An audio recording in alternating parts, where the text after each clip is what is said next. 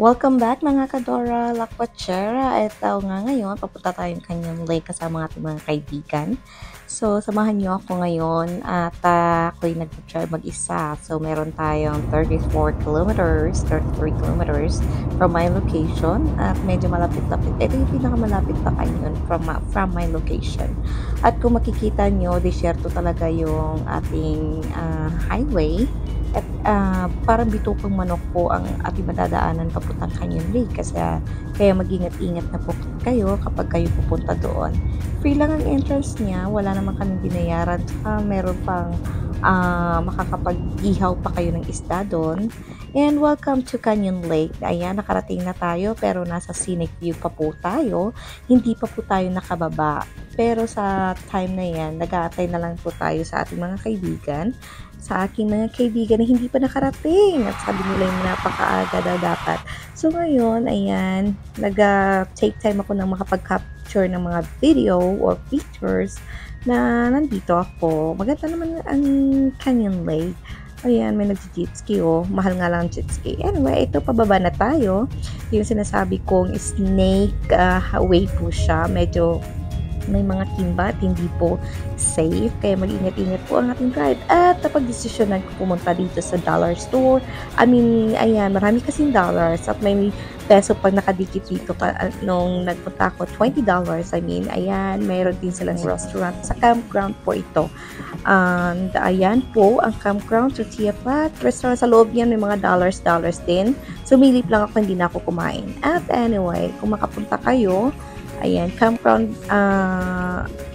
that is 10 minutes away from Canyon Lake. So, baba lang po kayo onte.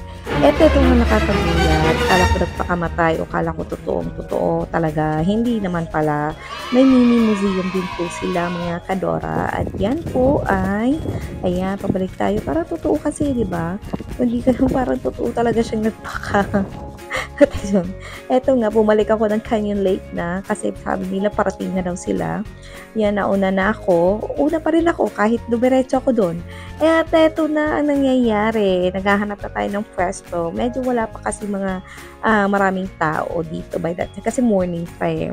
So, napakaganda ng lake. At talagang maluwag. Hindi siya, tingnan mo napakalawak ang lake. At may wave lake. So, may wave lake dito sa Canyon Lake. Shout out kayo sa akong mga friends kami kanina lang nga table alas 9 daw. Anong oras na? Alas 12 na. Nasaan na kayo mga friends? Napakasinungaling itong mga friendship na to.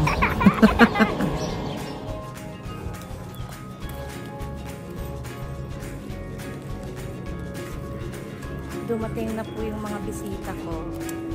Kakarating na po nila after 24 hours of waiting.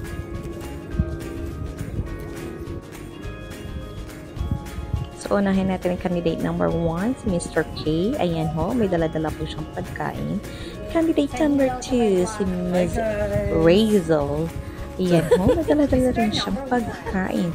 So, bawat isa sa kanila, pinadala ko sila ng pagkain. Kasi ako lang naman ang malakas. Anyway, just kidding. So, ayan ho, kanya-kanya po talagang dala ng pagkain. Ayan. So, ito na si candidate number 2. Meron din tayo si candidate number 3. Ayan, si candidate number 3 coming. At si candidate number 4. Nasaan na si... Iihaw na po daw sila, tapos ito yung iihawin. Ayan ho. Mga ilang kilo kaya yan? Half like this. At syempre, hindi natin dapat kalimutan ng mangga sa umaga, tanghali. Ayan na, masarap yan kapag may kasamang chicharon. It's wala kami chicharon, pero may kasama kaming bagoong. At of course, yung our kitchen chili. Napakasarap niyan. Ayan po.